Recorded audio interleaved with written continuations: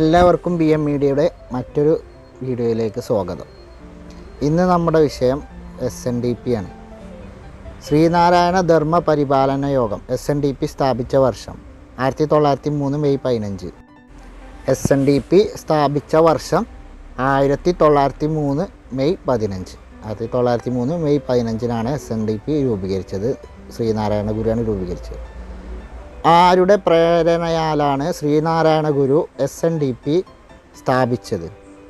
Doctor പൽപ്പുവിൻ്റെ പ്രേരണയാലാണ് SNDP സ്ഥാപിച്ചത്.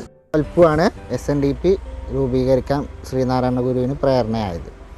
SNDPയുടെ രൂപീകരണത്തിന് കാരണമായ യോഗം അരുവിപ്പുറം ക്ഷേത്രയോഗം.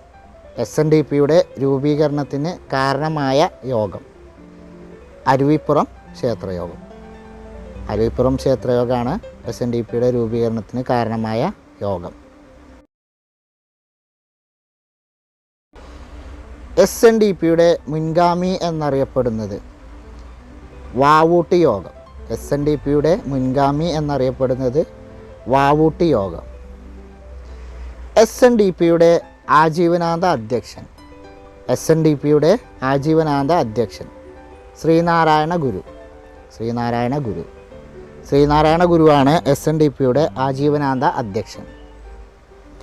SNDPയുടെ മുൻഗാമി എന്നറിയപ്പെടുന്നത് വാവൂട്ടി യോഗം. SNDPയുടെ ആജീവനാന്ത അധ്യക്ഷൻ ശ്രീനാരായണ ഗുരുവാണ് SNDPയുടെ ആജീവനാന്ത അധ്യക്ഷൻ.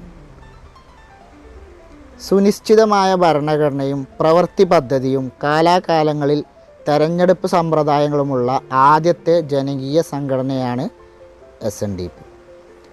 അപ്പോൾ SNDP ആണ് സുനിശ്ചിതമായ ഭരണഘടനയും പ്രവൃത്തി പദ്ധതിയും കാലാകാലങ്ങളിൽ തെരഞ്ഞെടുപ്പ് സമ്പ്രദായങ്ങളുള്ള ആദ്യത്തെ ജനകീയ സംഘടന. SNDPയുടെ ആദ്യ ഉപാധ്യക്ഷൻ ഡോക്ടർ പൽപ്പുവാണ് SNDPയുടെ ആദ്യ ഉപാധ്യക്ഷൻ. SNDPയുടെ ആദ്യത്തെ മുഖപത്രം വിവേകോദയം. 1904 പ്രസിദ്ധീകരണം. ഈഴവഗസ്തി എന്നറിയപ്പെടുന്നതും വിവേകോദയം മാസികയാണ്. SNDPയുടെ ഇപ്പോഴത്തെ മുഖപത്രം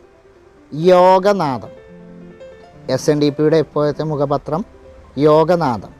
SNDPയുടെ ആസ്ഥാനം കൊല്ലം ജില്ലയിലാണ് SNDPയുടെ ആസ്ഥാനം. കൊല്ലത്താണ് SNDPയുടെ ആസ്ഥാനം. വിവേകോദയം മാസിക പ്രസിദ്ധീകരിച്ച വർഷം 1904. SNDP രൂപീകരിച്ചതിൻ്റെ പിറ്റേ വർഷം. അതിൻ്റെ ആദ്യത്തെ ഔദ്യോഗിക പത്രാധിപർ M. ഗോവിന്ദനാണ് അതിൻ്റെ ഔദ്യോഗിക പത്രാധിപർ.